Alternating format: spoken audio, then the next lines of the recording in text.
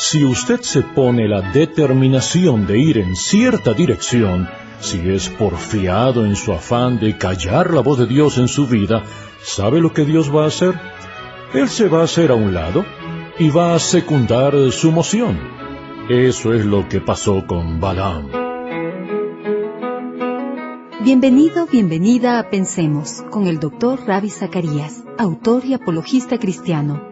Esta semana vamos a escuchar la segunda parte del mensaje que el Dr. Zacarías tituló El diablo angélico Balaam. Aquí el Dr. Zacarías. Escúcheme con atención. Si usted se pone en la determinación de ir en cierta dirección, y si es porfiado en su afán de callar la voz de Dios en su vida, ¿sabe lo que Dios va a hacer? Él se va a hacer a un lado y va a secundar su moción. Porque Dios no puede violar nuestra voluntad y seguir diciendo que somos libres. Ahora, yo sé que esto trae toda clase de preguntas teológicas, pero la declaración es muy simple. Si yo soy un hombre libre, Dios no puede gobernar sobre mi libertad en su sentido por excelencia y seguir diciendo que soy libre.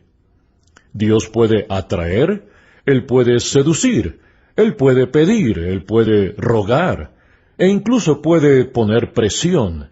Pero Dios no puede violar nuestra voluntad y seguir diciendo que somos libres. Dios le dijo a Balaam, si tú quieres ir, anda. Así que Balaam partió hacia esta situación tremendamente dialógica. Él regresa con Balac y le dice, creo que debes entender una cosa. No voy a maldecirlos, pero creo que iré con ustedes. Y Balac probablemente dijo, si no vas a maldecirlos, entonces, ¿por qué vienes conmigo y me haces gastar? Y Balaam le respondió, porque es posible que Dios pueda cambiar de opinión, y no quiero estar en el lugar equivocado. Quiero estar en el lugar de la bendición, así que te seguiré. Y el pasaje bíblico dice que ellos se montaron en sus burros y comenzaron a cabalgar.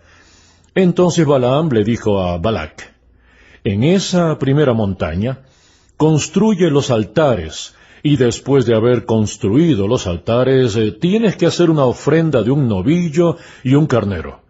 Luego voy a apartarme a una esquina a solas, porque Dios y yo tenemos una comunicación personal el uno con el otro. Voy a preguntarle si debo hacer lo que me piden y cuando él me lo diga, regresaré y les informaré. Entonces, ellos subieron a la primera montaña. Balaam se retira y le dice, Señor, ¿qué te parece? El Señor le responde, ya te he dicho 2 veces que no, y por tercera vez te diré que no. Balaam regresa y le dice a Balac, tengo malas y buenas noticias para ti. La mala noticia es que Dios dice que no. La buena noticia es que todavía quedan 2 montañas antes de llegar al campamento de Israel, y puede ser que Dios cambie de opinión. Ahora, puede ser que usted piense que estoy bromeando. Esta burla continuó. Lo intrigante es que usted leerá lo que acabo de leerle. Al final de todo este episodio, Balaam bendice a Israel. En este punto, Balac está airado y le dice a Balaam, no puedo creer que te traje hasta acá para que los maldigas, pero en lugar de ello los bendices. Hazme el favor de irte. Ni en bendición, ni en maldición. Balaam sacó el pecho y se alejó como un hombre muy orgulloso que no hizo lo que debió haber hecho. Cuando vamos al Nuevo Testamento, nos dice que no debemos ser como Balaam. Y luego encontramos la explicación, y eso es lo que quiero explicar. ¿Qué ocurrió? El primer error que Balaam cometió fue ponerse en el lugar en el que podía caer. Y amigo, amiga, por favor, jamás cometa ese error. Una de las cosas que trato de hacer en mi ministerio, y lo digo con toda sinceridad, es que trato de buscar a alguien que me ayude a decidir qué reuniones voy a aceptar, porque nunca quiero determinar el ministerio en términos de mi propia necesidad y llegar a un punto ciego y perder de vista los lugares necesitados. Cuando hacemos eso, hemos perdido de vista lo que Dios realmente quiere que hagamos, porque gradualmente nos ponemos a nosotros mismos en el lugar en que podemos caer, y cada vez estaremos más cerca a una caída.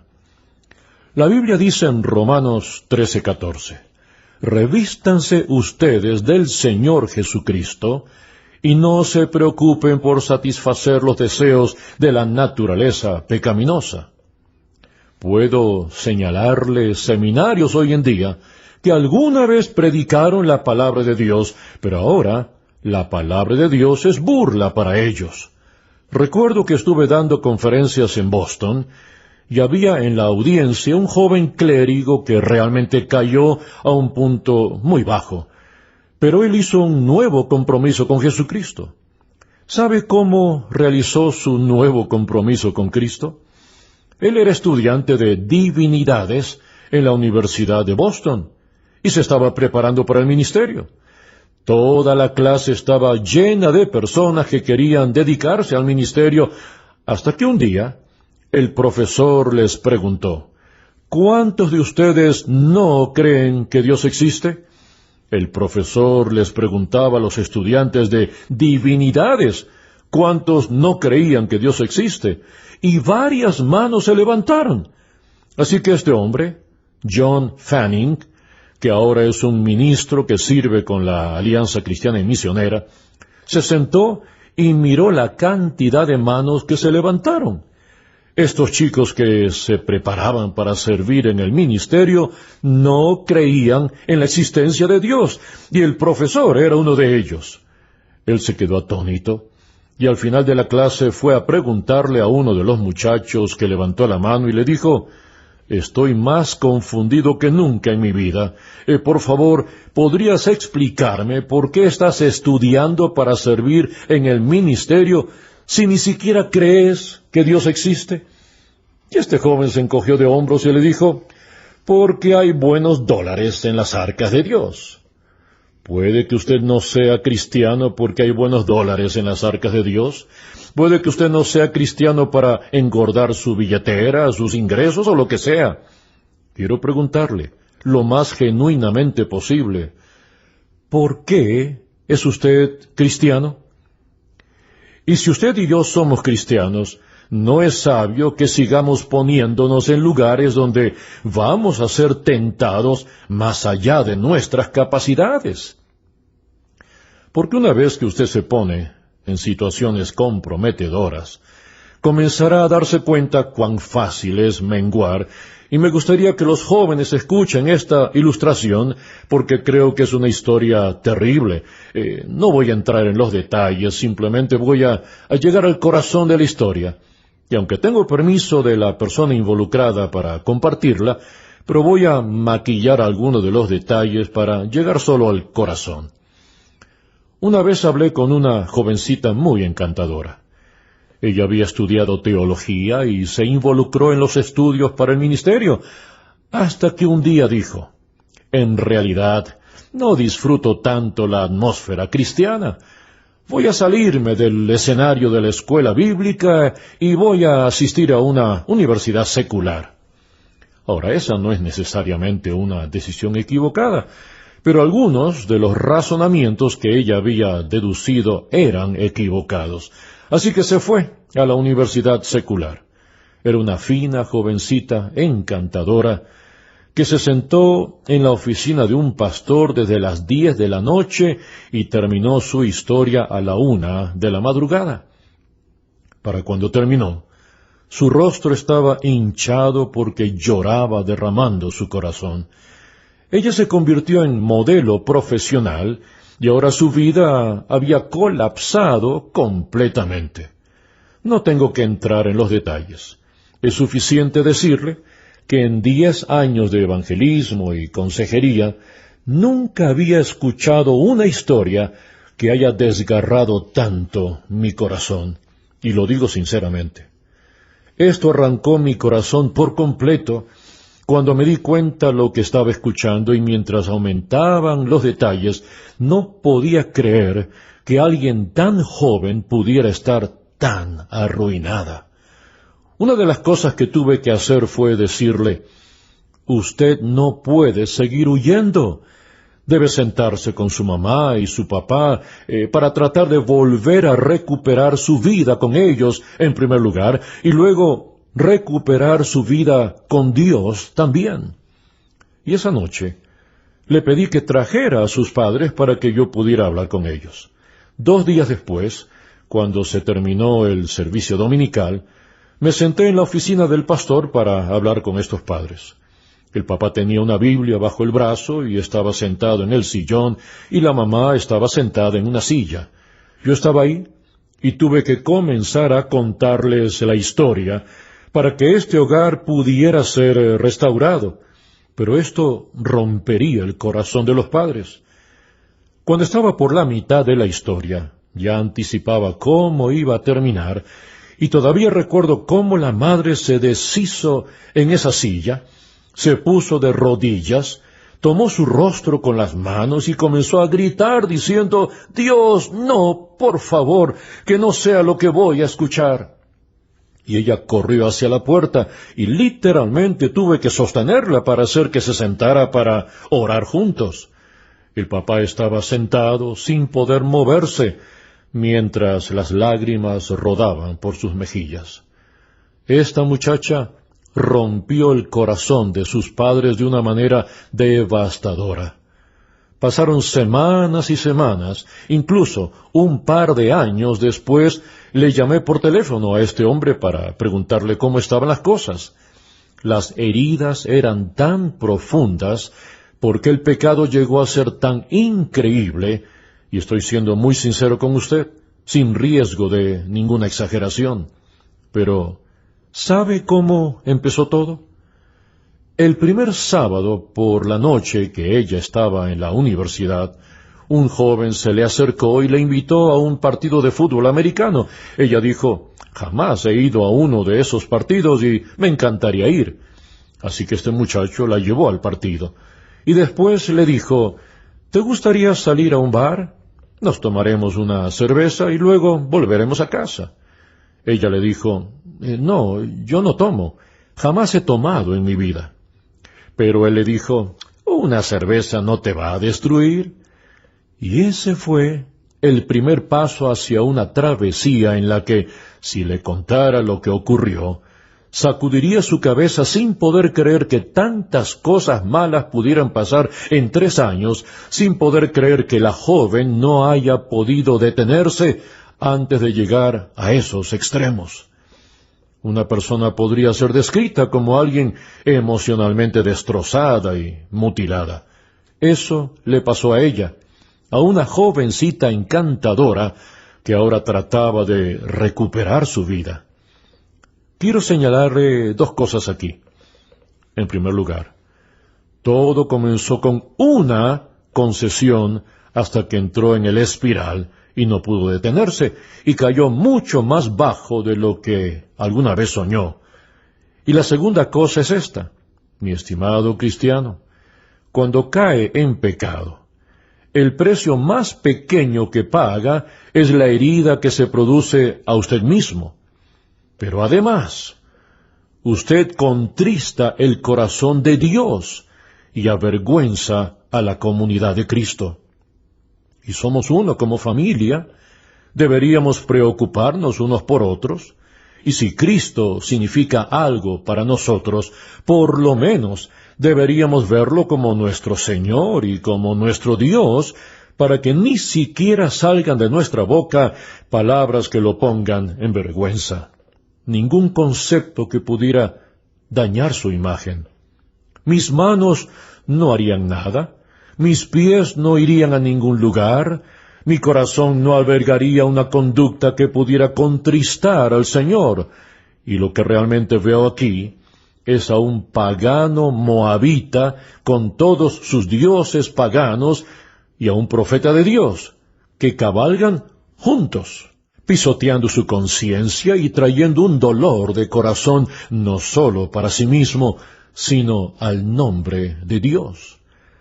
Porque en última instancia, esto destruiría al campamento de Israel. Amigo, amiga, joven, tome esto de un evangelista que ha hablado a muchos jóvenes en todo el mundo. Nunca tenga miedo de decirle no al pecado, y jamás se arrepentirá. Los que hicieron algo importante con sus vidas no son aquellos que se han rendido al pecado, sino aquellos que han dicho no. La respuesta es no, no puedo, no quiero. Y comenzaré demostrando que ni siquiera me pondré en un lugar en el que pueda caer. Eso es lo que Dios tiene en mente que usted y yo aprendamos como hijos de Dios. En segundo lugar, Balaam no solo hizo concesiones en sus convicciones al ponerse en un lugar en que podía caer, sino que perdió completamente la perspectiva de quién era él. ¿Por qué es que Dios le había confiado ese ministerio? Usted tendrá que perdonarme si esta ilustración es familiar, pero es la mejor que puedo compartir en un escenario como este. La Biblia nos llama a usted y a mí sal y luz, y nos dice que somos la sal de la tierra y la luz del mundo, que debemos dejar que nuestras vidas brillen de tal manera delante de los hombres que ellos puedan ver nuestras buenas obras y glorificar al Padre que está en el cielo. Mahatma Gandhi, el gran luchador por la libertad en la India, trabajaba como abogado en Sudáfrica, y si alguien ha visto la película sobre su vida, sabe que todo el movimiento de resistencia comenzó bajo su liderazgo. Cuando él salió de Sudáfrica y volvió a la India, tenía amistad con dos clérigos que tuvieron un tremendo impacto en su vida: Charlie Andrews y E. Stanley Jones. La película muestra a Gandhi como alguien que tuvo influencia sobre la vida de Andrews, pero la verdad es que fue al revés. Charlie Andrews tuvo un tremendo impacto en la vida de Mahatma Gandhi, y él recibía visitas continuamente de Gandhi y de Jones. En una ocasión, un reportero le dijo: «Señor Gandhi, ¿qué piensa usted del cristianismo?». Y Gandhi respondió: «Me gusta su Cristo, pero no me gustan sus cristianos». Gypsy Smith dijo que hay 5 evangelios: Mateo, Marcos, Lucas, Juan y la vida del cristiano. Algunas personas jamás leerán los primeros 4, y él también estaba en el blanco. Se supone que los evangelios son cartas que deberían ser leídas y conocidas por toda la humanidad. Ahora, imagínese a usted mismo como un grano de sal. Sé que esa es una abstracción terrible, pero vayamos en esa dirección. Usted y yo somos granos de sal y estamos en un enorme salero. Estamos acurrucados unos con otros en comunión, reflexionando cálidamente, abrazados, abrigados, pero alegóricamente podemos decir que es maravilloso ser sal. Solo tenemos que ver esos hermosos vitrales de cristal alrededor del salero, ver el maravilloso domo de cristal que está por encima de nosotros con ventilación que provee el aire preciso. Es grandioso poder estar ahí, acurrucados unos con otros y disfrutando profundamente el hecho de ser un grano de sal. Pero siempre hay alguna persona malhumorada en cada salero que se da la vuelta y otro compañero le dice: «Escucha, amigo, antes de dejarte llevar por esta extraña racha de optimismo que tienes, ¿acaso no ves, a través del vitral, esa olla con sopa que hierve en la estufa? ¿Alguna vez se te ha ocurrido que alguien viene, toma nuestro salero y nos vacía, y algunos de nuestros hermanos se deslizan por esos ventiladores y nunca más volvemos a verlos? ¿Alguna vez se te ha ocurrido? ¿Alguna vez has concebido en tu mente lo que debe ser entrar en una olla de sopa como esa que está hirviendo, y tratar de nadar con esas zanahorias, papas y nabos que parecen devorarte hasta que dejas de existir? No estoy seguro de querer ser un grano de sal. Realmente no estoy disfrutando tanto esta comunión porque temo que alguien tome este salero y que yo sea el siguiente grano en esa sopa y nunca regresaré. Pero está un tercer compañero que escucha y les dice: me gustaría resolver este problema. Es verdad que es maravilloso estar en esta comunión con los demás granos de sal. También es verdad que alguien vendrá a vaciar el salero en esa sopa y algunos de nosotros jamás saldremos de eso. Pero quiero decirles una cosa. Cuando yo vaya a esa olla de sopa, es verdad que las papas, zanahorias y nabos nos van a absorber, pero cuando vaya a esa sopa no volverá a tener el mismo sabor. Y eso es lo que Dios tiene en mente para que usted y yo hagamos en términos de nuestro impacto, de modo que una vez que los cristianos hayamos penetrado las fibras de la sociedad, ya sea que la sociedad le guste o no, ésta jamás vuelva a ser la misma. He dicho esto en muchos campus universitarios donde se han reunido 3.500 jóvenes, y el auditorio estaba hasta el borde de su capacidad en un calor sofocante. Cuando terminé el sermón, les dije: quiero que miren al frente por un momento y sigan con precisión las instrucciones que voy a darles. Quiero que todos los que están abajo miren hacia arriba y miren a todas las personas por aproximadamente 30 segundos con sus ojos.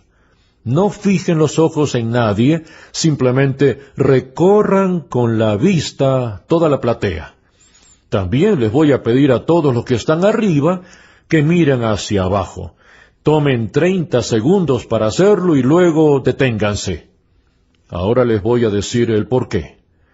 El tema que me habían dado para predicar se titulaba «Cómo vivir para Cristo en un mundo no cristiano». Y yo les describí el desafío que la iglesia enfrenta, y luego terminé pidiéndoles que hagan esto. Y uno pensaría que después de la imagen que les describí, tenemos un obstáculo monstruoso que jamás podremos superar. Entonces les dije a los jóvenes: ¿se dan cuenta lo que acaban de ver con sus ojos?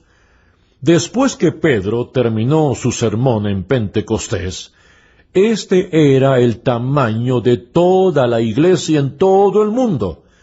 La misma cantidad de personas que ustedes han visto en solo este edificio. Usted debió haber visto sus ojos. Yo les dije: ellos eran 3.000, ustedes son 3.500. Ustedes tienen el mismo poder de Dios porque Él los empodera. Y la misma necesidad plaga al ser humano. Así que salgan y cumplan con la misión. Dios estará con ustedes y les dará el crecimiento. Que su luz brille de tal manera delante de los hombres, que ellos puedan ver sus buenas obras y glorifiquen al Padre que está en el cielo.